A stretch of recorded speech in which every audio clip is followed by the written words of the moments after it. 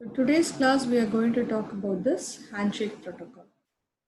So handshake protocol, as I told you before, while giving the introduction of SSL, it is generally to establish sessions. Okay. So yesterday class we saw what is a session. Okay, it's a small timeout generally that happens when we use our online banking. So in this handshake protocol, there are three fields. Okay, particularly there are three fields. So the first one is your type, the second one is length, and the third is content. So type is going to occupy 1 byte, and length is going to take 3 bytes, and content is 0 byte. So now what is type? So as we saw in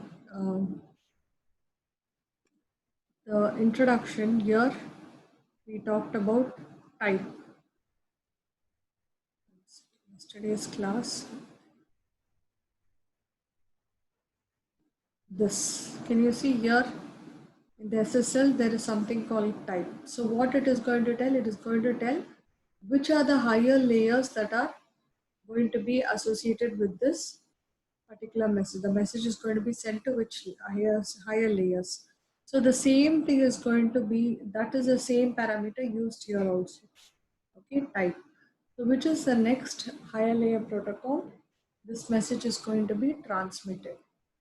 Whether it is going, if it is in the data link layer, whether it's going to go up to the application layer or it's going to stop the transport layer. So like that, it is going to, we need to know what are the higher layers that message is to be transmitted.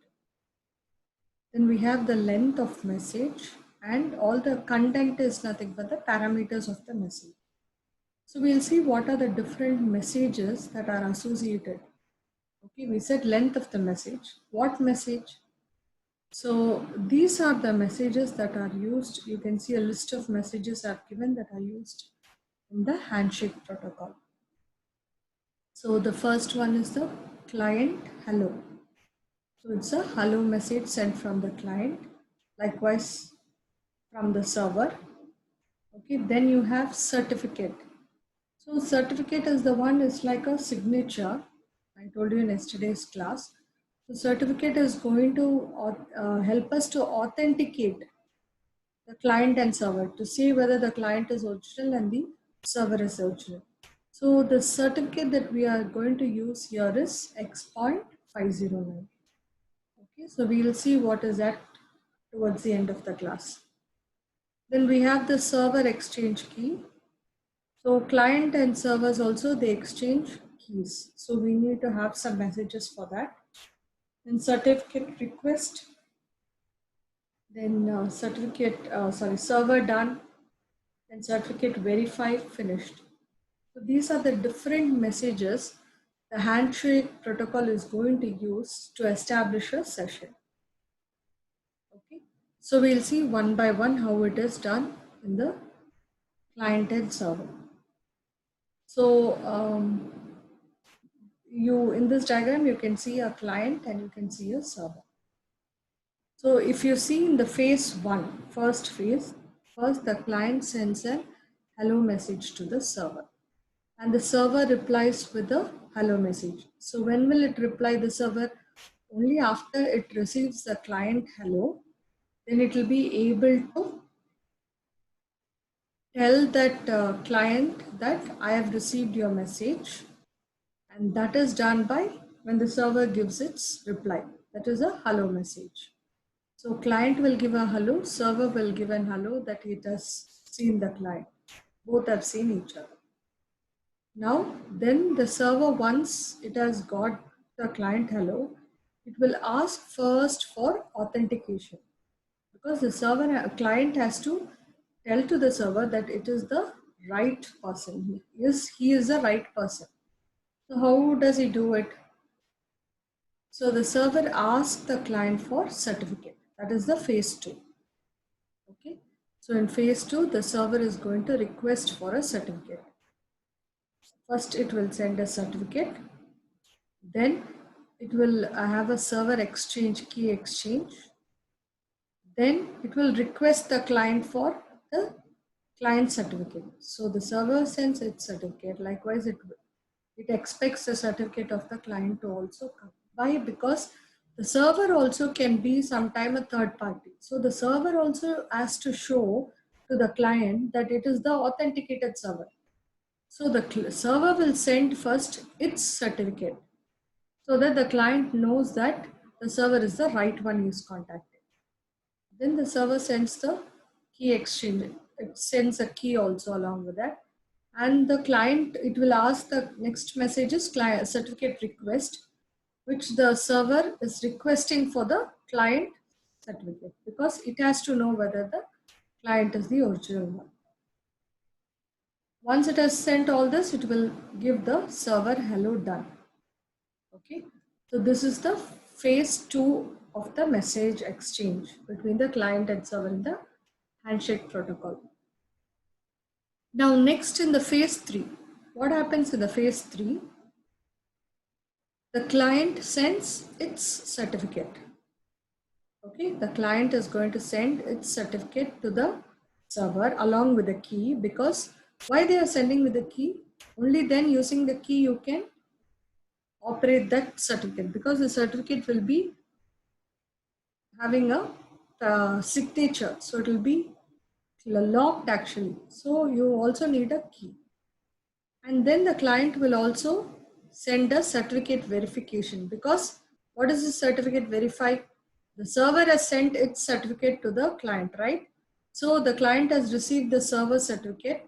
So it will, once it has received and it has approved it, the client has to tell the server again that you are verified. So that is what is the certificate verified. That is the phase 3. And the phase 4 is change cipher spec. So that is passed from the client to the server, and likewise from the server to the client, and then only it is finished. The messages are finished. So what is this change cipher spec? We will be seeing that in the next. So generally in this last phase, the client and the server have completed their authentication. That is what happens in the last phase. Okay, so I'll just repeat it again.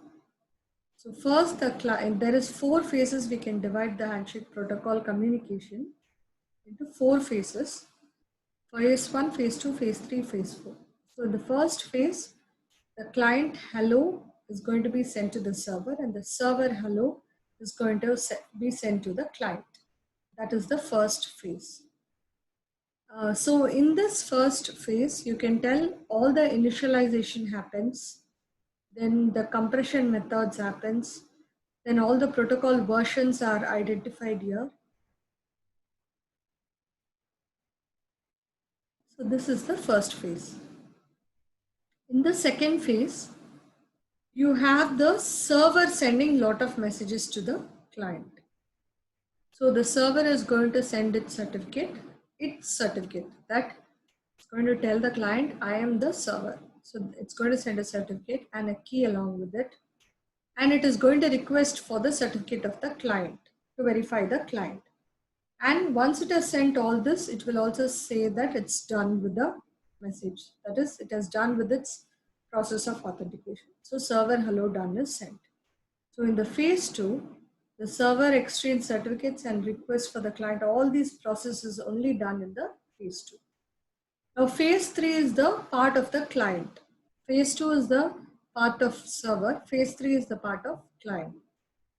Now that this client has received all these details, it has to reply to the server accordingly.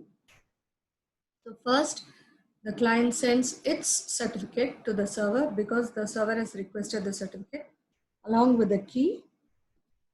Then it also sends a verification certificate. Okay, because it will, already the certificate of the server has been sent to the client. The client has verified the certificate of the server. So it has to inform the server that I'm happy about your certificate. You are the original one. So yes, we can establish a session. After both of them exchange the certificates and request and verification is done, the last phase is your phase 4, in which they say that the authentication has been completed. So this is about the handshake protocol. So this is what you need to know about the handshake protocol in general. Okay. So before we saw about SSL protocol, record protocol, and now we are seeing about handshake protocol. The message exchanges that are happening has to be clearly explained with regard to your handshake protocol. Okay. Then we'll go to the next one, which is the change cipherspec protocols. So out of the 4 protocols, we have done the first one, SSL record, the second handshake protocol, and the third one is change cipherspec protocol.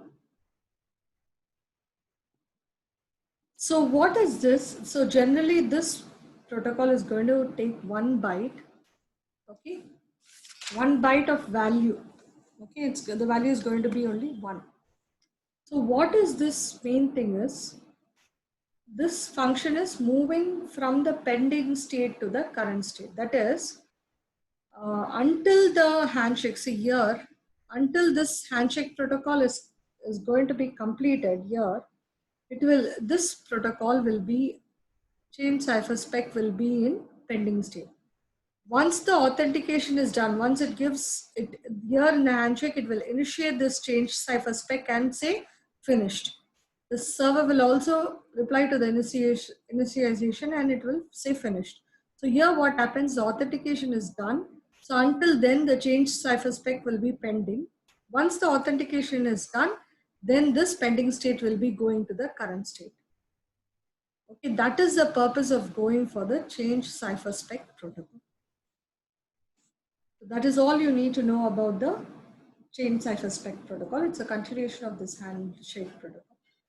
Now the next one is the alert protocol. So generally, whenever there is a transmission, we need to list down what are the warnings, what are the, if there is any fatal errors that occurred, it is very important that we need to disconnect the transaction. Okay, for example, while I'm transacting my money, okay, suddenly I transact around 1 lakh rupee from my account to towards my loan payment. In between, a third party comes and during the transaction, only 50,000 is paid to the 1 lakh has been removed from my account, but only 50,000 is paid to the towards the loan. Remaining 50,000 is missing. Okay, that happens sometimes. We do not know where it has gone. So immediately you have to stop these kind of situations, right? When it comes to bank, there are even many personal details are also being theft. That's why any transmission, if there is any fatal error, you must first try to disconnect the client and server connections or even a session. So generally it has two fields. Alert protocol has 2 fields. One is level, the other one is alert. So level is going to tell you whether it is a warning or it is a fatal error. Okay, so if it is a warning, it can be sometimes tolerated and moved on. If it is a fatal error, you need to disconnect it. Okay, so the next one is alert. That is, what is the alert messages? It's going to tell for that particular fatal error, what is the alert message. So here I've listed down some of the fatal alerts. The first one is unexpected message. Sometimes you get unexpected messages, then you get a bad record or MAC record. Okay, some MAC records which are not the right calculated MAC records. Sometimes while doing the compression algorithm using it, you might face some errors. While the transaction is being, handshake protocol is happening, that is when the authentication of the client and server is done, sometimes it is a failure might occur. Use of some illegal parameters. So these 5 are very fatal and immediately the client and server should be disconnected. Some of the other things are also there. These alerts are also very important. Like if there is no certificate or if it is a bad certificate or unsupported, sometimes the certificate will be expired. So these kind of alerts are also very important during the transaction. Okay, so this is about the SSL protocol. So if they ask you about SSL protocol, you are supposed to write about all these things right from this page. What is it? Introduction and all the protocols, all the four protocols. But if they ask you specifically five marks like that, if they split and ask you the protocols, handshake and alert protocol, you need to give how each version looks, and you have to tell what are the messages and explain it in detail. Okay. So we'll go to the next topic. Actually, with this, your syllabus is over. You have a very small topic called trusted monitor, which I'll be taking it tomorrow. This also, if you understand, it is good for you. Okay, X.509. This you can tell it's an authentication application. Authentication application, already we studied one. If you remember, it is called Kerberos. We studied some time back. It is called Kerberos. So authentication application, one part is Kerberos, the other one example is X.509. So you can write this also for that. Sometimes they might ask specifically, but according to your syllabus, SSL with that it is done. So we'll see what is X.509. So generally any keys, it is going to be public and private. So public key means you use it for encryption generally, and private for decryption. So this certificate authority is something like an authority, or it's a trusted third party, you can say. It will not generate the public keys, but it will provide easy access to the public. Okay, it will not generate the public key. It doesn't generate any key, but it is a place, or it's like a database which provides an easy access to the public key. Okay, so first, if you take generally the certificate authority is going to generate a signature. So you know what is a signature. I've been repeating it in many classes. That signature is nothing but a private key which the sender generates to encrypt the data. Okay, that is a signature. So this signature is generated for the user's public key and user identity. So for these two parameters, the signature is going to be generated. So we'll see how it is happening. So there is an unsigned certificate in this diagram. If you see, there is an unsigned certificate. So the unsigned certificate means it has the user public key and user identity. So this has to be signed certificate. That is what we are going to do. Okay, so this, we are not generating any public key here using the X.509. We are only going to make it as we are only making a signature for it. Okay, so unsigned certificate is that already we have the user identity and the public key. We are going to make it signed. So how we do? As usual, we apply some hash algorithm and we generate a hash code. Okay, this arrow is actually from the hash code, it is down arrow. Okay, it is not up arrow, it is down arrow. So the hash code is encrypted. So how it is encrypted? It is encrypted using the CA, or our certificate authority private key. Because certificate authority is signature, as you say, it only generates a signature, so it will have the private key. So encryption is done here of the hash code using the private key, and you get a encrypted hash code. Now this encrypted hash code is attached or appended with the unsigned certificate to make it signed certificate. Okay, so you get the hash code and you append it to the user public key and user identity. So this is called a certificate. Okay, this is a signed certificate. Now X.509 is nothing but it is a directory. It's a certificate directory. So what is a directory? Instead of database, we call it here as a directory. So it's going to contain a pool of certificates. Okay, it's going to contain a pool of certificates.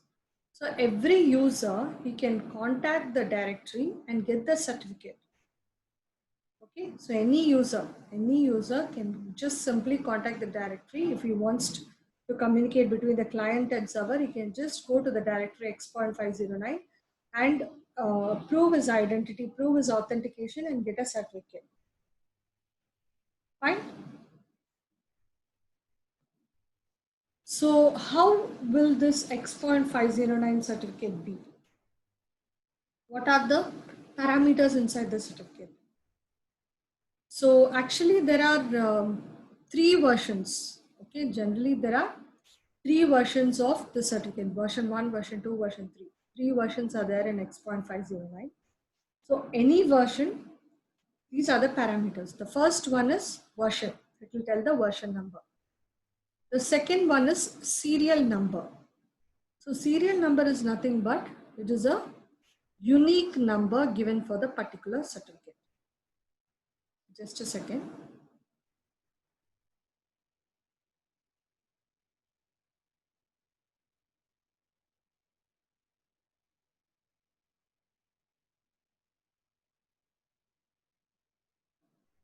Okay, so serial number is a unique number for the certificate because every certificate has to be uniquely identified. Otherwise, there will be problems in if we are in assigning. While assigning, you will get problems. So it should be uniquely identified. Then the next parameter is algorithms parameters. So generally, this is for generating the signature using the algorithms. Okay, any algorithms we use to generate the signature. Then the next is your issuer name. So the name of the person who issues this certificate. So that has to be mentioned here. And then next parameter, not before, not after, is nothing but the validity of the certificate or the period of time until which the certificate is valid, because you cannot keep the certificate for a long period of time also. Okay. If I purchase a certificate, I should use it within a certain time period. That also ensures authentication of the user so that he will not misuse the certificate. Then the next parameter is subject name, that is to which user you are giving the certificate. So his name is also noted down. Then we have the subject public key information, which is nothing but the public key of what is the user's public key is mentioned here. Okay, the public key of the user. Then the issuer's unique identity. So the certificate authority will have an identity, right? X.509 will have a identity for himself. So that identity has to be placed here. Then subject unique identity. That is also required, the identity of the user. Then extensions for future purpose. If you want to do, when some people do some research, if there is extensions, we can include some parameters here. And finally, the signature, okay, that we received from the algorithm, signature algorithm. So these are the different parameters that are used in that we can find in a certificate. Now, version 1 will have starting from version, serial number, algorithms, issuer name, the validity, then subject name until the subject public key information. So until then, it is version 1. Version 2 starts from version until the subject unique identity. Whereas version 3 is the one which is the having all the parameters that are listed in the certificate. Okay, so in case if they ask you classify the version 1, version 2, version 3, you can draw this, that all the listed down. Version 1 means it will have only up till subject public key. Version 2 means it will have up. So that is the way you have to write it. You can draw it also and show like this. I've not drawn it so perfectly. You can draw it even better. So this is the way you will represent this answer. There are few more points about X.509. I'll take it tomorrow because almost the meeting time is going to end.